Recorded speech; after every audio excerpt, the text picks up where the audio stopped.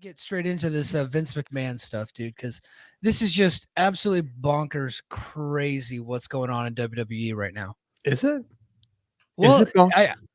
I feel like one of us actually might have actually predicted this. Hey, when you're right 35% of the time, you're wrong whatever that other number 65% of the time. Oh, yeah. I don't know. It's just I do this thing where I pay attention to how people act normally and then I Mhm. apply that to how they might act in the future. So, it's funny. The moments before we started the show tonight, I got a direct message from Okay, our friend. hold on. Let's Please. actually tell people what's going on, just in case they've been living under Oh a yeah. rock. I'm Right. I'm So on. I don't know what's going on, man. You tell me. you're Lead the you're show. okay. It's fine. This is bad radio. This is fine. But Terrible. let's actually tell people what's going on. So earlier today, the Wall Street Journal released a scoop. I would say, at least that's what they said. It was a big scoop that A Vince McMahon leak was is what I planning. would call that. A Yeah, a leak. leak, a strategic leak that Vince McMahon, George Barrios, and Michelle Wilson were all going to be looking to return to WWE in an effort to position the company to be sold. And that the word on the street is he thinks that he's the only one that could sell it. So he has to come back to WWE and become the chairman again to be able to sell the company. And it's also been leaked that he will not listen to any offers for any new streaming rights, television rights, any media rights, nothing like that, unless he is actually been repositioned as the chairman of the board. So he is pulling a power play. He owns most of the voting power, most of the stock. He is the most powerful guy in the company. He has pulled a power move. He's putting himself back in charge, and he is looking to sell WWE. Maybe I don't know, but that's the word and then he ended up releasing a press release stating as much. Like he's just only he loves everybody. Everybody's doing a great job. The people that are currently in charge are doing a great job. He just feels like he can help sell the company. That's all it is. It's just a complete innocent thing. Vince just wants to help and he wants to sell the company. I hate to say I told you so, but I'm gonna say I told you so. This is Yeah. exact. I mean, like this is Vince. So it's like people. Hmm. I see on Twitter. People are like, doesn't he understand the company's better off without him? No, No, no, he don't. He don't care. no. Vince. Yeah, Vince, cares. Vince cares about the most. Vince Vince, yeah, he always. cares about like he is driven by ego and power. Yeah. I mean, first of all, I appreciate them doing this right in time for January sweeps, right? Yeah, Always yeah. good. Or February. February's when sweeps come in. So we're ramping up for that sweeps right now. Good stuff. I got a direct message from our buddy. We have a friend who works for the Fed, if you will. Hmm. It was that Will Ferrell gif where he's sitting in the chair and the chair's shaking and the wine is spilling all over him. You Yeah. know, the exact words were, I think he listens. So I think this is why he does this. It's like the uncertainty is the hardest part. Hmm. That's our buddy's words. By the way, Yeah. my friend is in fact, this is not a gimmick. This man that I love, like brother, does in fact work for the worldwide leader in sports entertainment. So, yeah, I trust him. That to me means that they don't know what the hell is going on in Stanford right Hmm. now, and none of us do. And I don't know, man. As an outsider looking in, I'm entertained as all hell. Yeah, man. And Sean Ross Sapp actually put out a report that people were completely blindsided by it. Why? They were Why blindsided. are I you know. blind? He said he was going to do it 2 months ago. He told everyone he was going to do it. This is like the least surprising turn ever. Yeah, it's probably more head in the sand, and they're happy with their current situation, and they were just hoping that it wouldn't change, right? They're hoping that it would continue. You know what? You know who I kind of feel bad for is all those people that just returned to WWE that had gotten fired during the pandemic. They finally Yeah. got back to their dream job, right? Like Jonah Bronson Reed, like who seems like a pretty good dude. Had a lot of faith in Triple H and was brought back. Johnny Gargano, some of these guys.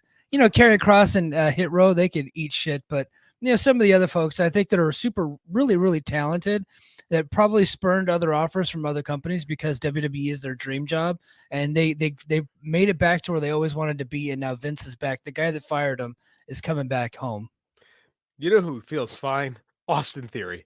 Um, Yeah. Austin Theory not sweating this even a little bit. No, No. I mean, you feel bad for William Regal, who started back to work today. Yes. Yes. Yeah. He started back today, and then the guy that fired him is already back. Vince is back. You think Miro's calling Tony Khan like, "Hey, boss, I just want to tell you how much I appreciate you." And my Dude, wife, she's crazy. You don't listen to her. No, yeah, she's crazy. Yeah, it's I get the fine. feeling that Lana is really going to enjoy Tony Khan's booking going forward. She's going to be on every podcast she can get on, just talk about how great of a mind and how great it is that Miro's been able to be home more and Yeah. has been able to get paid and be home more while Tony, the great beautiful mind, the creative genius Tony Khan, is cooking up another great storyline for her husband Miro. It's like, she shouldn't really complain. He's getting to six figures and he's sitting at home. Andrade Yeah, should be the same way. Andrade should be right. like, "Oh, Charlotte go make money. I'll hang out here in Mexico. It's all good." Hmm. You know, as I said, I'm super again, I don't know how this can surprise anyone. Like, this is what he does. Like, the Yeah. only thing I'm surprised about is it took this long. I always knew there was a possibility, but I didn't expect to see it today. Like Where he whenever it just came across, announced I it. was, He yeah. just announced it. "Oh, by the way, I'm coming back like very soon." And I brought the two people who I really liked, but I fired on Nick Khan's advice. I'm bringing them back with me Yeah. You know what he's gonna do, right? I mean, and everybody was blaming Nick Khan for all those firings. because you're an Vince idiot and Mc, don't pay attention to anything. Yes, yeah, those it people was are it was dumb. Vince McMahon. He was firing all these people to get the overhead lower, right? Because profits are through the roof. So he's trying to decrease overhead to make the company a bit more profitable. That way, it looks better to potential buyers. Vince is most likely going to sell this thing, so he's probably going to come back and shit can a bunch of people and reposition himself to be able to sell the company, and then put himself back in charge as lifetime chairman for whoever buys the company. Yeah, I could see You know what I that. mean? No, yeah. Yeah, like who has a better relationship with Comcast than Vince McMahon? He's been Oh, working with those no people one. forever. Mhm. Yeah, He's been with them. He's been with the USA Network since long before it was Comcast or NBC. Like, he's been yeah, working with NBC since 1985. He's been with and, USA Network since 1984. Like, yeah. I mean, And this is NBC was a big part of that '80s boom. Saturday oh Night's main yeah, event. main It event. That was was a huge, and huge getting Hulk and Mr. T on Saturday Night Live, and yeah. because he has made them so much money over the years, and they have made him a ton of money. They paid him a lot of money for his product. And he's basically kept USA Network on top of the cable network charts forever. The guy can do no wrong, including being a serial sex pest, including being a goddamn filthy rapist that he is. He's Mhm, getting away with it because mhm. no charges have been brought against him. So nobody's going to do a fucking thing about it. They're going to keep giving the guy money. That's how this works. Like, Yeah. I hate to be that guy, but I'm That, gonna be that guy. Like, yeah. this guy, when you're rich in America, you get away with things unless Hmm. someone prosecutes you. And even then, it's still like 50-50. Like, this is this shouldn't come as a surprise to anybody. And the fact that people are like, well, the product is so much better now. They got their biggest deal ever when their product was ass. Yeah. Like, the WWE Yep. product in 2018 was trash. That's when they brought Baron Corbin on and were like, "That's your fault. This company sucks so bad." Like, that Hmm. was then, and they got their biggest deal ever. You really think that that these people care that ratings are up slightly? Because that's what No. it is. It's slight. Like, and they were doing, and the ratings turnaround. This is the secret nobody wants to hear. The ratings turnaround began under Vince. And so did the box office turnaround. They Yeah, were like Vince did that. it was before Vince left. Now Triple H came in, and I would say the dorks, right? Like the hardcore, like guys like you and I, even though we never, like, I gave it a shot and I'm just I like, gave yeah, it a it's not shot. I way didn't for like me. it. Yeah, same. But I think they brought back more people like us who were really into the product and brought some Brought of us back. brought back, Mike. They're where they were. Like, it's negligible. Like, everything was Well, back to kind but of what where I it mean is was. you said that ratings are up slightly, and Slightly, yeah, they're up year over year over year year, actually. slightly. And And I think because of that, go ahead. I'm going to give them their credit. To their credit, well, everything else in cable television is contracting because the number of homes with these channels has decreased something like 20% in the last Mhm. calendar year. That's a real thing. That's why people can like laugh at numbers all they want for whatever shows. Everything is in the toilet except Monday Night Raw. So you have Yeah. to give them their credit. They did bring back some people, but realistically, like the people that were brought on by the regime change didn't stick around. Yeah. So who do you think's first on the chopping block? Besides Stephanie and Hunter, right? I think they're going to get moved into Oh, like advisory roles. You know what I mean? that's who's next on the because let us not forget that they were both on the outs of the company to begin with. Mhm. Like about 6 months ago, Stephanie was gonna go, be a mom. She's gonna be mom. She's gonna go home and be mom. She had to be careful because we don't know how Paul's feeling right now, too. And then they're fine all of a sudden. Mhm. Like, yeah, they're gone. They Yeah. this is the power play. This is like the scene in Game of Thrones where the guy goes for the throne and then they decapitate them, but they're not gonna actually decapitate them. They're just gonna do it like figuratively speaking. And people are like, well, everyone's gonna quit the company. Okay. Yeah, that's not gonna happen. It's not gonna happen. No, but I think probably as far as talent goes, I think Bray Wyatt, you're gone, dude. He's making so much money. And he can't wrestle. Like he just had one match since he's been back. I think he's out. Vince couldn't wait to fire that guy, and Triple H brought him back. I think he's done. Okay, this is gonna sound really bad, and I'm perfectly fine with that. Vince was right about a lot of these people. Like Bray Wyatt had a bunch of people tuning in at first on the curiosity, and where has that gone? Mm-hmm. Where has that gone? Like, you tell me the Uncle Howdy thing is genius because there's something going on in the backside of the screen, kind of like where my Sting mask is. There's people talking, so then it's like good now. But like, it hasn't worked like for like week to week ratings. Like like if I'm Bray Wyatt, like if you're one of those guys who got cut, there's a good chance you're gone.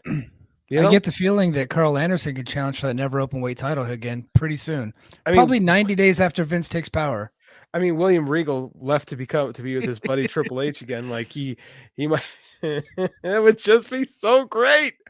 I'm only being like this because that I have an unreasonable disliking for Paul Levesque, and I cannot describe why it is. I just don't like him. I don't know why. It was really in the. I think part of it is probably Wrestling with Shadows and that scene with Triple H and Brett's wife and all maybe that. A little bit of that. He was lying right to her face, saying he knew nothing about it, right? But I've just never been a fan of the guy either. Like I just don't. And then in the early 2000s, we all knew that he had a position of power, and then he made himself the champion for a long time. Now people forget the fact that he always put people over at WrestleMania, other than Booker T. His win-loss record at WrestleMania Jericho is not says good. What? Chris Jericho says what? He beat Chris Jericho. But I'm saying overall, his win-loss record at WrestleMania is not good. Right. Like he always ended up putting people over, but he kept himself over and he kept himself in a position of power. And he definitely played mind games and politics and all the bullshit. And a lot of people just didn't like the guy for a very long time. Hey man, some people just can't get past it. I stopped watching because Triple H's reign of terror was the worst bit of television I've ever seen. Like like single-handedly, I did not like the guy as Jean-Paul Levesque. I was not a fan. I just don't like him. And the power play stuff, not a fan. And yeah, NXT was fun when they didn't have to do anything with it, when it could just be an hour-long show on the network that had decent storylines, but great matches. And, you can't square that. Yeah. The guy's got an eye for talent. Ring of Honor and New Japan and TNA talent all over it. It's easy. You just pick them. And what bugs me the most is this ass clown will go on public appearances now and talk about how pro wrestling was a thing that was in bars before Vince came along. It's just something that we did in bars. And people go, oh yes, Paul, that's really what happens, because everyone's so fucking stupid that they buy that shit. It's one of the thing is that we know that he knows it's not true.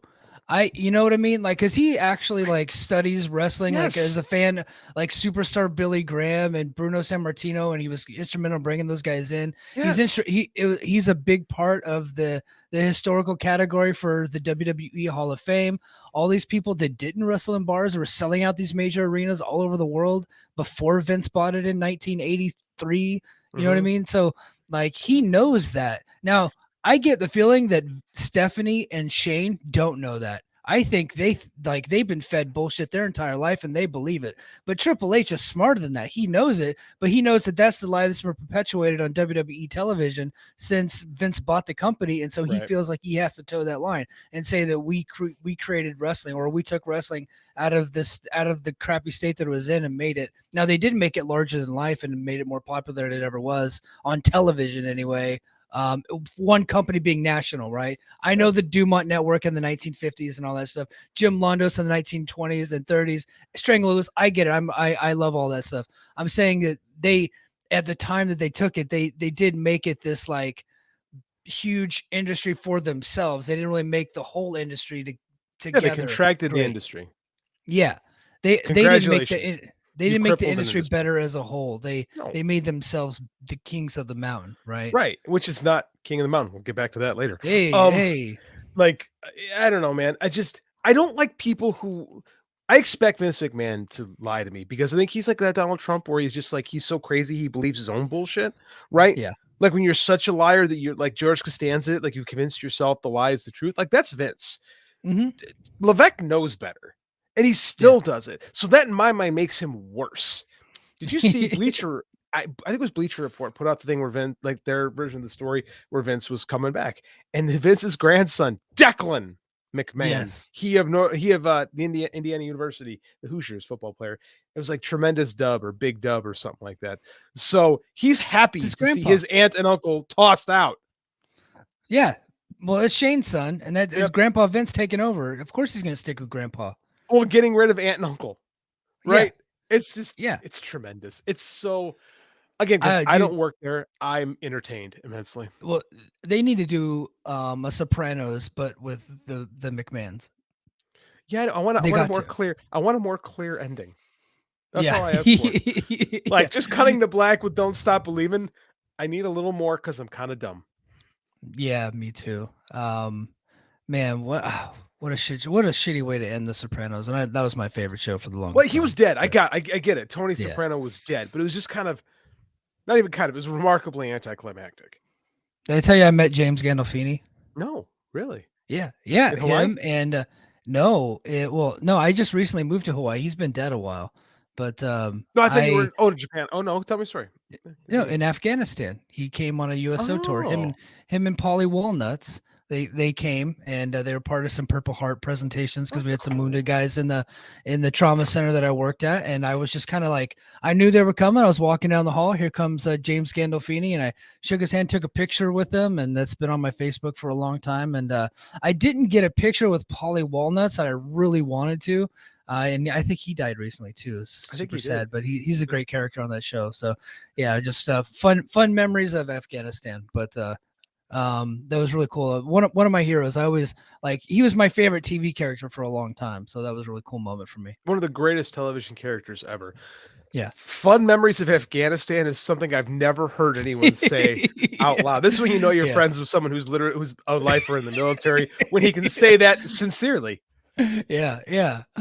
But so the Vince McMahon story, I felt like we couldn't not talk about it. I know this is an Impact podcast, so everybody stick around. Here in a few moments, we're going to get to our What's Impact your impression? Recap. How does this end, Mike? You read people very well. Like you get a good rap on people. How do you see this whole thing plays out? Because I really don't know. You know what? I think that just based off of what I saw today, it's very likely that Vince comes back because he has all the power. There's nothing they can do to stop him. There's nothing legally they could do to stop him. But you know what I think we're going to see here in the next week or two, couple weeks? We're going to see more stories being leaked to the press about some of his shenanigans. More info is going to come out. They're going to try to make it to where to force him into this stuff. Some of these NDAs that have been sealed are going to come unsealed. I think we're in for a bloodbath. We're talking about a company that covered up for pedophiles, you know, Vince is the one that did that, right? Not Stephanie and Triple H and Nick Khan. That was for sure. Vince, that's my point. Yeah, he did that. That's my point. Is that Vince, because people don't respect professional wrestling, is allowed to be an idiot, and everyone seems to just go, "Oh, he's a scumbag anyway," you know. And that's the one thing that trips me, because if he was like a normal human being, he would have been. He's his 9 lives ran out somewhere in the mid 90s. Like, but he's not. You know, No. like the dude is like Teflon.